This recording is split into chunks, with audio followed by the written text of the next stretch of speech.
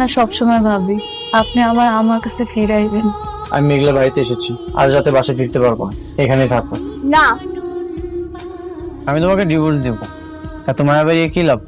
মায়াকে আপনার জন্য আমার কম আছে? তোমাকে নিতে এসেছি, চলো বাসায় চলো। অনেক যদি প্রমাণ করে যে মেঘলাই আসল সালিমা, তাহলে কিন্তু আমরা তাদের কাজটা পাবো। আমরা বর্তমানে খুব একটা খারাপ অবস্থায় আছি।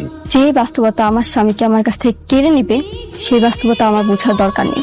তোমাদের যা ইচ্ছে তোমরা তাই করো। আমার কাছে মনে হচ্ছে যে তোমার এখন উচিত সালিমা বিল্ডার্স গ্রুপের সাথে লেগে থাকা। তোমাকে খুঁজে বের করতে হবে সালিমা বিল্ডার্স গ্রুপের আসল মালিক কে। আমার তো মনে হচ্ছে যে আসল মালিকটা মেঘলা। দেখো, এটা যদি করতে না পারি তাহলে আমরা ঋণ খেলাপের দায়ে ঘুরে ঘুরে থাকতে হবে। আমি তো ওখানকার চাকরিটা ছেড়ে দিচ্ছি ম্যাডাম। কি কইতেছেন? আপনার কথা মতো তো আমি চলে আসছি। কেন আপনি চাকরি ছাড়তে গেলেন? কিছু কি হয়েছে? ম্যাডাম, আপনি চলে আসার পরে কর্মচারীদের সাথে এমন খারাপ ব্যবহার করছে, এই ব্যবহার মেনে নিয়ে তো চাকরি করা যায় না ম্যাডাম। তাই নিজের মান সম্মান রাখে বলতে চলে এসেছি ম্যাডাম।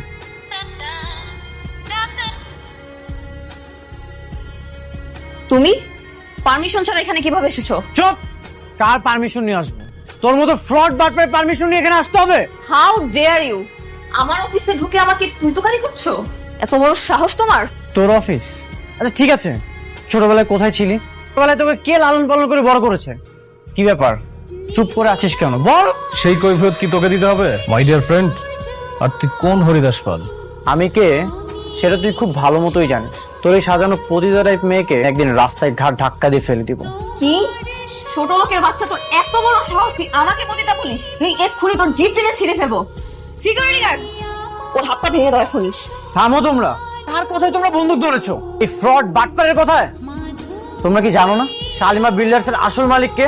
নাকি তোমরা এই ফ্রড বাটপারের হয়ে কাজ করতে চাও? তোমরা কি এখনো বুঝতে পারছো না শালিমা বিল্ডার্স এর আসল মালিক কে? বন্ধু, চিল্লাই লাভ নেই। ওরা টাকার কথা শুনে, যার টাকা আছে, যার কোম্পানি, ওরা তার। কেউ বুঝিস না? তোমরা সবাই স্ট্যাচু হয়ে দাঁড়িয়ে গেলে কেন? তোমরা কেউ কিছু করবে না তো? ওকে আমি দেখে নিচ্ছি। আমি চাইলেই এই হাতটা ভেঙে ফেলতে পারতাম, তো না, এখন কিছুই করলাম না। তোরা মনে রাখিস, তোদেরকে একদিন এই অফিস থেকে ঘাট ধাক্কা দিয়ে রাস্তায় ফেলে দিব।